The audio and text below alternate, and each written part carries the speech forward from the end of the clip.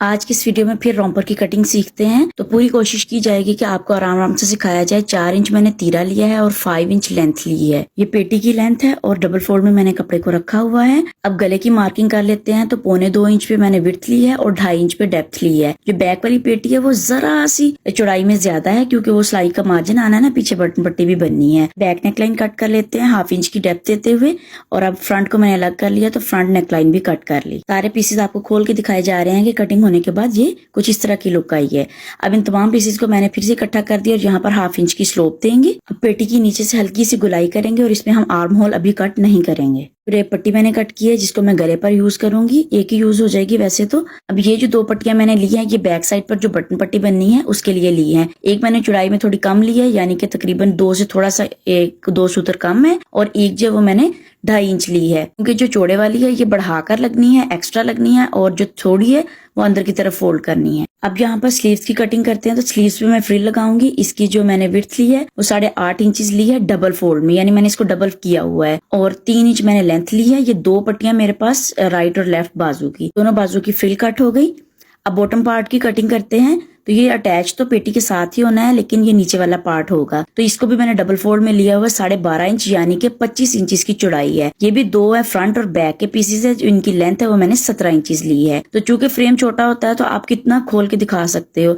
यहाँ पर 1.5 इंच पे मैं ये क्रीज डाल रही हूँ। यहाँ पर मैं थोड़ी सी चेंजिंग करूंगी। मैं नीचे से फोल्ड करके अंदर इलास्टिक नहीं डालूंगी बल्कि फ्रिल वाली इलास्टिक बनाऊंगी। तो 3 इंच पे मैंने ये जो कटिंग का निशान लगाना है जिसको मैं क्रोच एरिया बनाऊंगी। तो इस तरीके से आपने हल्की सी कटिंग कर लेनी है। इससे जो हमारे बॉटम पार्ट की भी कटिंग कंप्लीट हो जाए। बच्ची की रोम्पर कटिंग सीखी तो आज हम उस पर एम्ब्रॉयडरी करते हैं कि किस तरीके से हमने एम्ब्रॉयडरी करनी है। सबसे पहले ये एक प्रिंट आउट जो है वो मैंने फोटोस्टेट की दुकान से निकलवा लिया था। वहां से बासानी निकल जाता है प्रिंटर वाली दुकान से। तो एक कार्बन पेपर ले लिया था जिसको हम बचपन में भी अक्सर यूज करते हैं। तो अपनी मतलूबा मेजरमेंट के ऊपर मैंने इसको सेट कर लिया था और फिर कार्बन पेपर को नीचे रख के ऊपर प्रिंट आउट का रखा और सारे प्रिंट आउट के ऊपर ऊपर जो है वो मैंने लाइन फेर ली। आपने ये प्रिंट आउट निकलवाते हुए इस चीज का खास ख्याल रखना है कि जो आपका कागज है वो A4 पेपर जो नॉर्मल पेपर होता है वो वाला पेपर हो। मोटे वाला कोई भी पेपर आप ना यूज कीजिएगा वरना फिर ये जो प्रिंट है वो इतना अच्छे तरीके से बाहर नहीं निकलता क्योंकि फिर पेंसिल ज्यादा जोर से दबानी पड़ती है। तो यहाँ पर इस तरीके से मैंने सारा प्रिंट कर लिया है इस बनी को। तो ये देखिए कितना अच्छा से प्रिंट हो गया। अब इस पर मैं ये जो अपने धागे हैं ये यूज करूंगी एम्ब्रॉयडरी के लिए। एम्ब्रॉयडरी के लिए जैसा कि मैंने पिछले रोम्पर में भी काज टांका यूज किया था तो अब भी मैं काज टांका ही यूज करूंगी। तो आप देख सकते हैं किस तरीके से मैंने सुई को किसी भी एक जगह से निकाल लिया और बाकी के धागे को मैं अपने अंगूठे के नीचे रखती हूँ और फिर टांका छोटा सा निकाल लेती हूँ। तो इसको काज टांका कहते हैं। काज टांका इसको इसलिए कहते हैं क्योंकि इस वाले टांके से पुराने वक्तों में काज भी बना करते थे जब काज वाली मशीनें नहीं हुआ करती थी। तो इस तरीके से ये देखिए आपने अच्छे तरीके से टाइट कर लेना अपने कपड़े को और एक जगह रख के मैं आपको आस्ता आस्ता दिखाने की कोशिश कर रही हूँ। पिछली वीडियोस में आपने कहा था कि आप बहुत फास्ट समझाती हैं, हमें समझ नहीं आती। अब तो मैंने अपनी वीडियो की ड्यूरेशन भी तेज कर दिया है कि चले सीखने वाले को समझ आनी चाहिए। बाकी अगर थोड़ी सी ज्यादा भी बड़ी वीडियो हो जाएगी तो खैर है। तो इस तरीके से ये देखिए काज टांका बनता जाएगा।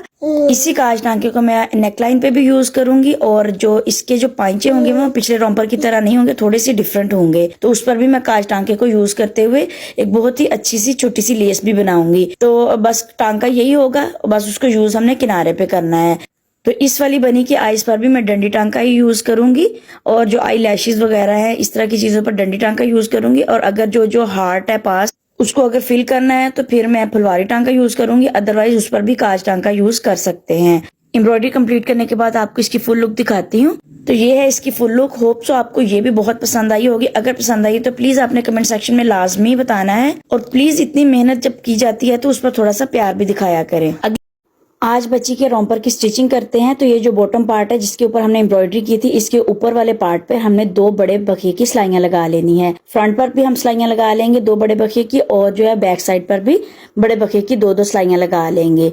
अब बैक साइड के दोनों धागों को खींच के आपने इस तरीके से चुनट इकट्ठे कर लेने हैं। चुनट मैंने इकट्ठे कर लिए हैं। अब यहाँ पर पेटी के साथ हमने इसको अटैच कर लेना है। लेकिन आपने जो नीचे वाला बॉटम पार्ट है उसको थोड़ा सा बढ़ाकर रखना है क्योंकि हमने आर्म होल कट करना है। तो आर्म होल जो होगा वो हमारा इस घाघरी के अंदर से कट होगा, इसलिए हमने थोड़ा सा इसको एक्स्ट्रा रखना है। आप चाहें तो आर्म होल पहले भी कट कर सकते हैं। तो ये देखिए इस तरीके से हमने इसको अटैच कर लिया। अब बैक साइड की चुंटों को भी हम बैक साइड की जो पेटी है उसके साथ अटैच कर लेंगे। तो आपने दोनों सिलाइयों के दरमियान में रख के एक सिलाई लगा लेनी है और पेटी को घाघरी के साथ अटैच कर लेना है। तो यहाँ पर हमने दोनों पार्ट अटैच कर लिए हैं। अब ये जो बैक पार्ट है इसको सेंटर से हमने थोड़ा सा कट दिया हुआ है, बाकी का कट भी दे देना है। आप चाहें तो पहले भी दे सकते हैं ये कट, क्योंकि यहाँ पर अब हमने बटन पट्टी बनानी है। अब जो 2 पट्टियां हमने कट की थी उनको हमने अटैच कर लेना है इस तरीके से। अब इस पट्टी को अच्छे से प्रेस करके अंदर की तरफ फुली फोल्ड कर देना है हमने। इसको हमने बढ़ाकर नहीं लगाना, बल्कि इसको बिल्कुल ही साथ ही कपड़े के फोल्ड कर देना है। अब मैंने एक और पट्टी ली है जो कि एक एक्स्ट्रा पट्टी लगेगी, यानी कि बढ़ाकर लगेगी। इसको भी उल्टी साइड से लगाकर सीधी साइड पर फोल्ड करके ऊपर सिलाई लगा लेंगे। अब ये दोनों बटन पट्टियां बन गई हैं। शोल्डर की सिलाई लगा लेंगे। अब गले पर उरेब पट्टी लगाकर गले की फिनिशिंग कर लेंगे। उरेब पट्टी को मैंने एक साइड से इस्त्री की मदद से फोल्ड कर लिया था ताकि इसको तुरपाई करते हुए आसानी हो। तो गला हमने रेडी कर लिया। अब दोनों आर्म होल को मिलाकर हमने इस तरीके से रख लेना है और आर्म होल की थोड़ी सी मजीद कटिंग कर लेनी है। तो अब जो आर्म होल हमने कट किया उस पर हमने जो फ्रिल बाजुओं के लिए कट की थी वो लगा ली। अब फिटिंग की स्ट्रेट सिलाई जो है हम लगा लेंगे दोनों साइड से। अब पांचे की मैं बारीक फोल्डिंग करके इसको इलास्टिक वाले ही पांचे बनाऊंगी। आप चाहे तो अंदर भी इलास्टिक डाल सकते हैं। पांचे पर जो बारीक सी फोल्डिंग की थी उस पर मैंने काज टांके की मदद से ये बारीक सी लेस बना ली, जो कि मैं एम्ब्रॉयडरी में ऑलरेडी आप लोगों को सिखा चुकी हूँ काज टांका। अब पांचे पर बारीक वाली इलास्टिक को हम खींच कर लगाएंगे। पहले एक सिलाई लगा ली खींच कर, अब फिर दूसरी सिलाई भी खींच कर लगा लेंगे। ये सिलाई आपने इलास्टिक को खींच कर ही लगानी है, वरना फिर इलास्टिसिटी नहीं रहेगी। तो दोनों मैंने पांचों पर इलास्टिक लगा ली थी। अब ये जो नाली की छोटी सी सिलाई है 3 इंच की, ये भी लगा लेंगे और इस तरीके से हमारे रोम्पर की जो स्टिचिंग है वो कंप्लीट हो जाती है।